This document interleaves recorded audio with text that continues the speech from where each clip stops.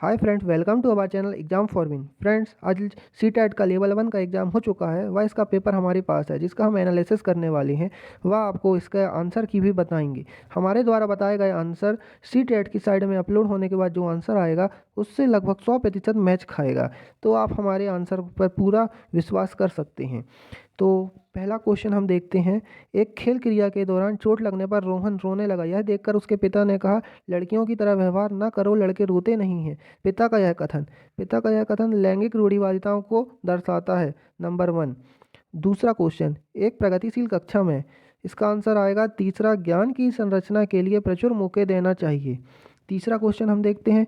एक गतिविधि के दौरान छात्रों में संघर्ष करते देखे एक अध्यापिका बच्चों को संकेत और इशारे जैसा क्या, क्यों, कैसे प्रदान करने का फैसला लेती है। वाइगोत्स्की के सिद्धांत के अनुसार अध्यापिका की यह योजना अधिगम के लिए पाठ या आधारभूत संरचना का काम करेगी। क्वेश्चन नंबर चौथा देखते हैं हम। बच्चों के समाजीकरण के संदर्भ में निम्नलिखित में से कौन सा कथन सत्य है। इसका पहला आएगा, विद्यालय समाजीकरण एक द्वितक कारक है और परिवार समाजीकरण का एक प्राथमिक कारक है। नंबर 5, बहुबुद्धि का सिद्धांत है। बुद्धिमत्ता की विभिन्न दशाएं हैं। लॉन्स कॉहेल वर्ग के सिद्धांत के अनुसार किसी कार्य को इसलिए करना चाहिए क्योंकि दूसरे इसे स्वीकृति देते हैं। नैतिक विकास की डैश चरण को दर्शाता है, प्रथागत चरण को। फ्रेंड्स, हमने आपको पहले ही बताया था कि वाइगोत्स्की, कोहेल वर्ग, थार्नाइड को आप अच्छे से पढ़ लें, व बुद्धि के सिद्धांत को पढ़ लें। आधे से ज़्यादा क्वेश्चन यहीं से आएंगे और ऐसा हुआ भी। देखिए आप, बुद्धि के सिद्धांत से व कोहल वर्ग को और वाइगोत्स्की से बहुत से क्वेश्चन पूछे गए हैं। नंबर 7, वाइगोत्स्की का सामाजिक सांस्कृतिक परिप्रेक्ष्य अधिगम प्रतिक्रिया में डैश के महत्व पर जोर देता है। इसका आंसर आएगा फर्स्ट, सांस्कृतिक उपकरणों। नंबर 8, जीन पियाजे। हमने जीन पियाजे को भी बोला था कि आपने अच्छे से पढ़ लें।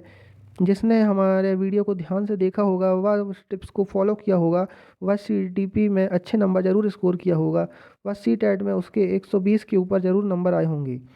नंबर 8, जीन पियाजे अपने संज्ञानात्मक विकास के सिद्धांत में संज्ञानात्मक संरचनाओं को डैश के रूप में वर्णित करते हैं। इसका आंसर आएगा चौथा, स्कीमा। नंबर 9, जीन पियाजे संज्ञानात्मक विकास के सिद्धांत में पूर्व संक्रियात्मक अवस्था में विकास का मुख्य गुण क्या है। इसका आएगा सेकंड, विचार या सोच में केंद्रीकरण। नंबर 10, विकास के संदर्भ में निम्नलिखित में से कौन सा कथन सही है। इसका आएगा चौथा, विकास बहुआयामी होता है।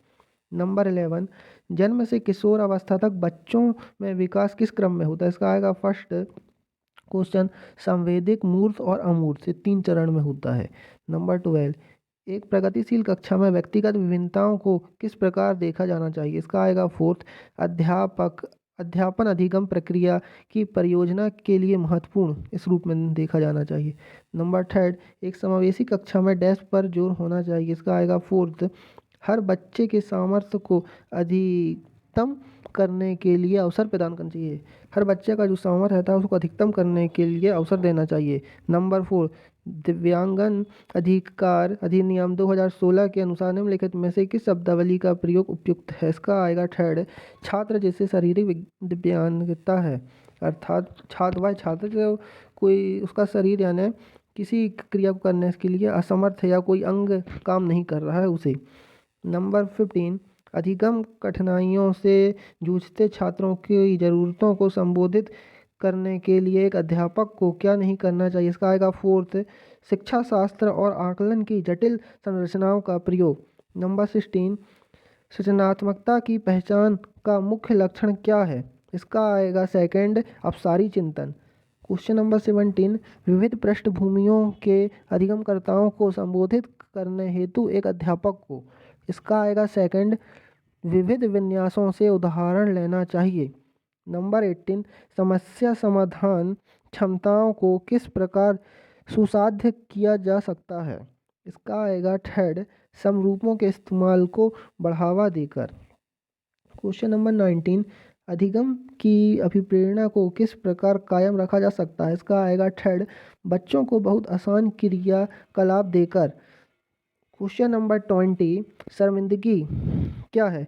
इसका आंसर आएगा सेकंड, का संज्ञान पर नकारात्मक प्रभाव पड़ सकता है।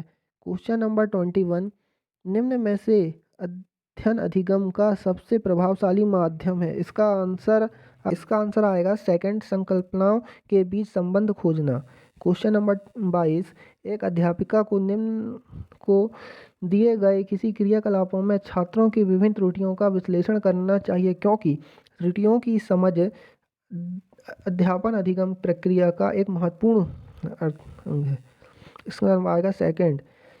क्वेश्चन नंबर 23, बच्चों को सीखने में कठिनाई होती है जब फर्स्ट, इसका सूचना अलग अलग टुकड़ों में प्रस्तुत की जाए।